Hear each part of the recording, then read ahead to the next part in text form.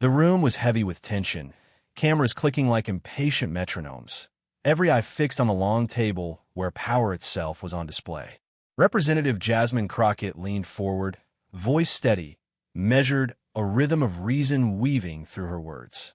For a fleeting moment, there was silence, the kind that commands attention. And then, like a blade cutting through calm, Ted Cruz lunged in with his interruption. His voice, sharp and dismissive, sliced across hers. It wasn't the first time. It wasn't even the second. By now, this was his sixth intrusion. 6 times he had raised his hand, raised his tone, raised himself above her words. Each time, his smirk seemed to grow bolder, as if to say that her dignity could be drowned out by volume alone. The microphones crackled under the clash of voices. Crockett paused, lips pressed tight, letting the weight of composure do what rage could not. The crowd inside the chamber shifted, restless. Some whispered, some shook their heads, others merely watched as if history itself was about to write a new line. Cruz leaned back, feigning control, the smirk returning like a bad habit. He had made interruption his weapon of choice, wielding it not just against Crockett, but against the very idea she represented. A woman of color, unafraid, unwilling to shrink. To him, this was sport. To her, it was a test of endurance, of patience, of strength that didn't need to shout to be heard. And then came the sentence that would ripple across every corner of the room, every corner of the internet. Senator Cruz interrupted for the 6th time. A commentator whispered from the press bench, but what came next silenced the entire room. The cameras tilted closer. Crockett inhaled slowly, her eyes fixed, her voice poised to pierce through the noise with more power than all his interruptions combined. The anticipation felt like a held breath, a moment suspended in the air. The audience didn't yet know it, but they were standing on the edge of a turning point. Because the 7th time was coming, and with it, a line so sharp, so undeniable, that it would flip the balance of power and leave Cruz with nothing but silence. The chamber was no stranger to arguments. But this wasn't just another exchange of words. This was about something bigger, something everyone watching could feel. 6 interruptions weren't simply a breach of manners. They were a message, the same one women, immigrants, and people of color have heard for generations, that their voices could be dismissed, cut off, erased. And that message was written in every smug interruption Cruz threw across the table. To some, this was politics. To others, it was theater. But for millions, it was something far more personal. Crockett's composure under fire carried the weight of 1,000 silenced voices, 1,000 moments when dignity was forced to wait its turn. Every time Cruz cut across her words, he wasn't just silencing one woman in one room. He was echoing an old pattern, a familiar wound in the American story. Crockett's frustration simmered beneath her calm exterior. The arch of her brow, the pause before her next line, the quiet resolve in her gaze. It was all there, the storm hidden under still waters. She knew the cameras were rolling, the country was watching. Every interruption wasn't just about her patience. It was about proving whether dignity could still hold against the noise of arrogance. And people felt it. Phones buzzed in the hands of journalists, tweets and live updates firing across timelines. Cruz cuts Crockett off again. 6th interruption. Unbelievable disrespect. Viewers watching at home leaned forward in disbelief, shaking their heads, anger rising with each new headline. The whispers in the chamber mirrored the murmurs online. How long could this go on? How long before someone finally pushed back? Cruz, of course, thrived in this atmosphere. To him, control was performance, and interruptions were applause lines.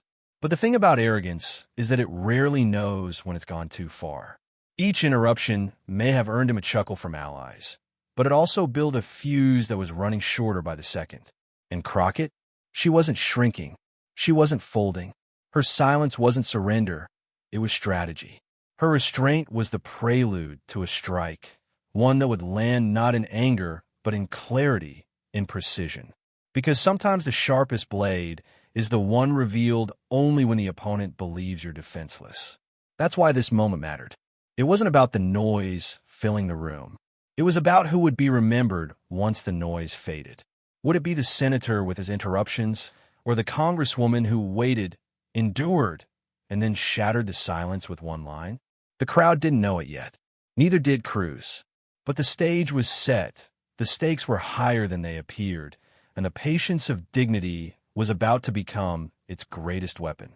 Because if Cruz thought Interruptions could weaken Jasmine Crockett, he was about to face a devastating surprise, one that would travel far beyond the walls. For those who had followed Ted Cruz's career, the Interruptions came as no surprise. They were not accidents of passion, but part of a pattern, an identity forged in arrogance. Cruz had built his reputation on the theater of disruption, the performance of dominance. To him, politics was less about persuasion and more about spectacle. The louder voice, the sharper insult, the better headline. He had made a career out of interruption long before Jasmine Crockett sat across from him. In Senate hearings, he would cut off witnesses mid-sentence, twisting questions into speeches, turning inquiry into monologue. On the campaign trail, his voice often thundered over rivals, substituting volume for vision. Even in interviews, he wielded interruption like a shield, blocking uncomfortable truths before they could land. There was irony in it all. Cruz branded himself as a fighter for the people, yet his interruptions revealed insecurity more than strength.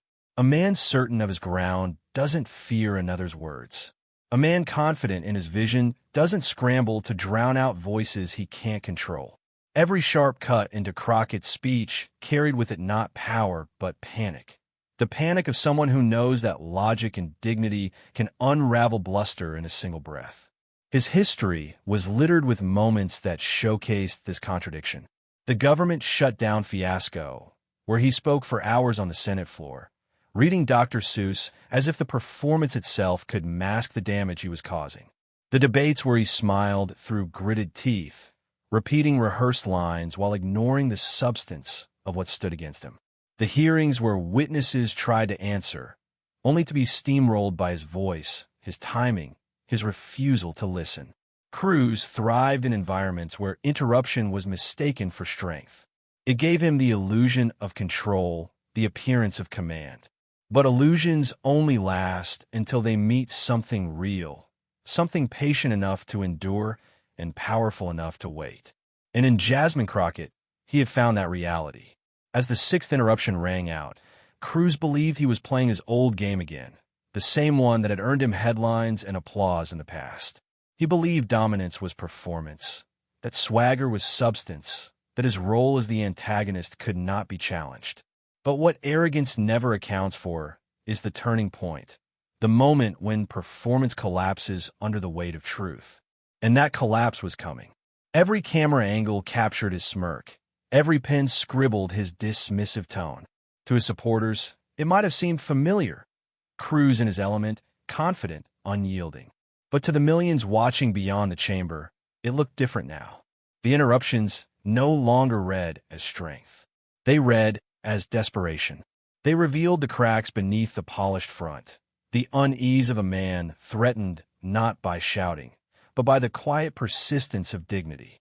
Cruz had played this role for years, the interrupter, the dominator, the man who turned silence into theater. But never before had he met a figure who embodied calm resistance so completely. Never before had his tactics of arrogance run up against a wall of dignity that did not break, did not bend, did not give him the reaction he sought. And never before had his interruptions backfired so spectacularly. Because Cruz had played this game before. But never against someone like Crockett. Jasmine Crockett didn't arrive in that chamber by accident, and she certainly didn't arrive untested. Her story was written in grit, in late nights, in the kind of battles most politicians never face. Before her words carried the weight of Congress, they carried the weight of communities too often ignored. She had stood in courtrooms defending the voiceless, walking into spaces where justice wasn't guaranteed, but demanded anyway. Each case was a fight, not for prestige, but for survival, hers and the people she represented. Crockett's rise was never cushioned by privilege. She didn't inherit the microphone.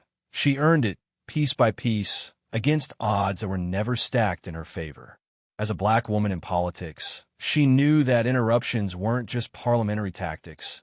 They were echoes of something older, something embedded in the fabric of power. From classrooms to campaigns, she had heard the same message again and again. Wait your turn, lower your voice, settle for less. But she never did. Instead, she carried herself with the kind of calm that only comes from surviving storms. In debates, she learned the art of patience, letting opponents speak themselves into corners before cutting through with a single piercing line. In town halls, she didn't just talk. She listened, giving weight to voices that had been dismissed for decades. Her authenticity wasn't a strategy. It was her armor. Every interruption Cruz hurled at her that day landed on ground already tested by fire. She had been underestimated before, interrupted before, silenced before, and every time, she had turned that dismissal into fuel. The chamber might have seen a woman holding her tongue, but beneath the surface was the memory of countless battles where dignity proved stronger than noise. What made Crockett different wasn't just her ability to endure. It was her ability to transform endurance into impact. She didn't let interruptions define her. She defined what came after them. That's why people trusted her, why communities saw her not as a politician, but as a protector. She wasn't speaking only for herself in that hearing. She was speaking for every woman told to quiet down, every immigrant told to wait outside, every young voice told to stop dreaming so loudly. And so, as Cruz's sixth interruption cut across her words, Crockett didn't flinch. Her patience wasn't weakness, it was preparation. Every second she waited, every deep breath she took, was sharpening the blade of her response. Because she understood something Cruz never had, that the truest power isn't in silencing others, it's in surviving their attempts to silence you, and still speaking louder when it matters most. Her story had always been about representing millions, not just herself. That's why her composure carried weight far beyond the walls of that chamber. She embodied the kind of strength that doesn't need to roar to be heard. And that's why the world was watching her, waiting for her, believing in her, long before she opened her mouth to deliver the line that would stop Cruz cold. She wasn't the first to be interrupted. She wouldn't be the last. But her seventh response would become something unforgettable. Not just a rebuttal, not just a clapback, but a moment of reclamation. A reminder that dignity, though often underestimated, has the final word. And that's why her seventh response would echo far beyond these walls. The first interruption felt almost routine, the kind of rudeness that gets brushed off in Washington as spirited debate. Crockett began outlining her argument, voice calm and deliberate, when Cruz leaned in and cut across her. His tone was smug, coated in false authority, as if her words were nothing but filler between his performances. She paused, regained her rhythm, and continued. The second came quicker, sharper. This time, he raised his hand slightly, waving her off before she could finish her sentence. The chamber stirred, audible sighs, pens scratching in disbelief. Crockett inhaled slowly, her eyes narrowing just slightly, but her composure didn't crack. By the third, the room was restless. Journalists exchanged glances. Viewers following the live stream began firing off comments in real time. He won't even let her speak. Unbelievable disrespect. Cruz's interruptions were no longer about the issue at hand. They were about control, about dominance. And every attempt only made his desperation more visible. The fourth cut across Crockett with the bluntness of dismissal. He leaned forward, voice louder, almost sneering as he spoke. This time, Crockett's silence lingered longer, deliberate. She let the arrogance hang in the air, exposing it not by confrontation, but by the calm refusal to play his game.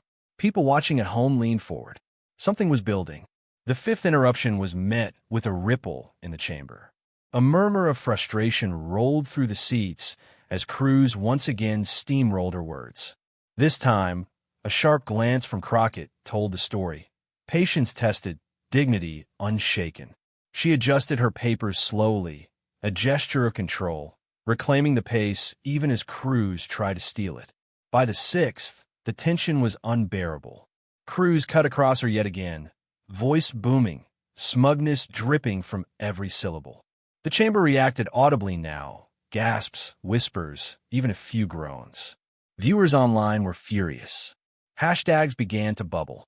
Hashtag, let her speak. Hashtag, Cruz interrupts again. And yet, Crockett remained composed. She leaned back, shoulders squared, eyes fixed not on Cruz but on the principle she carried into the room. Her patience had stretched to its limit, but it had not broken. Every interruption was fuel. Every dismissal was sharpening her resolve. The room felt electric, as if everyone sensed they were standing on the edge of something. Cruz smirked, believing he had won the round, believing interruptions had stolen her power. But the truth was the opposite. With every cut, every dismissal, he had handed her the ammunition for a moment that would pierce far deeper than he imagined. And then came the seventh time. The moment everything flipped.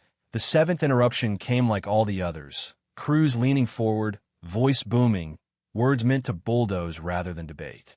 But this time something shifted. The chamber went still, as if the entire room had finally grown tired of the spectacle. Crockett lifted her head slowly, fixing her gaze on him with a calm that was more devastating than anger. For a moment, she didn't speak. She let the silence linger, heavy and deliberate. Cruz's smirk wavered. Cameras zoomed in, capturing the weight of anticipation. Viewers leaned forward, thousands of eyes locked on her, waiting. Then she spoke, clear, steady, deliberate. Senator Cruz, if interruptions were proof of intelligence, you'd be a genius by now. But unfortunately, all they prove is fear. The words sliced through the chamber like glass. The silence that followed wasn't empty. It was stunned, electric, reverberating. For once, Cruz had no words. His mouth opened slightly, as if to fire back, but no sound came. Crockett didn't gloat. She didn't raise her voice. She simply returned to her papers, reclaiming her time with dignity, so complete it felt untouchable. That was the power of her line. It wasn't a scream. It wasn't a rant. It was calm truth, delivered with the precision of a scalpel. Gasps broke into scattered applause. Journalists scribbled furiously, already knowing this was the moment that would headline the news. Online, the clip spread instantly, people cutting, reposting, quoting, turning her line into a rallying cry. Fear, not strength. Silence, not dominance. Cruz shifted in his chair, visibly smaller now, stripped of the performance that had carried him through 6 interruptions. The arrogance that once filled the chamber drained in an instant. In contrast, Crockett sat steady, her presence magnified not by volume, but by restraint. It wasn't just a clapback. It was a rebalancing of power, a reversal of the roles Cruz thought he controlled. He had tried to silence her, but his interruptions had only built the stage for her mic drop. And when she finally spoke, she spoke for everyone who had ever been cut off, dismissed, or talked over. The room knew it. The viewers knew it. And somewhere deep down, even Cruz knew it. This wasn't just one exchange in one hearing. It was the proof that dignity could crush arrogance, not by shouting louder, but by standing taller. And in that moment, it was clear, Jasmine Crockett had not only shut Ted Cruz down, she had turned his 7th interruption into the very reason he would never forget her name. The clip spread like wildfire. Within minutes, the moment was clipped, captioned, and posted across every platform. On Twitter, now X, the hashtag Crockett clapback trended at #1. Memes flooded timelines. Cruz frozen mid-smirk, paired with Crockett's line about fear. TikTok edits set her words to music, turning a congressional exchange into a cultural anthem. Late-night comedians seized it within hours. Ted Cruz just got interrupted by reality. One joked, drawing raucous laughter from studio audiences. Talk show panels replayed the clip on loop, each pause met with cheers. Even morning news anchors, usually restrained, couldn't hide their smirks as they rolled the footage and asked, did Jasmine Crockett just end a career with one sentence? But the reaction wasn't just entertainment. It became fuel for a larger conversation. Commentators framed it as more than a clapback. It was a statement about women in politics, about race, about how power tries to silence but ends up exposing itself. Across Instagram and YouTube, Young activists echoed her words.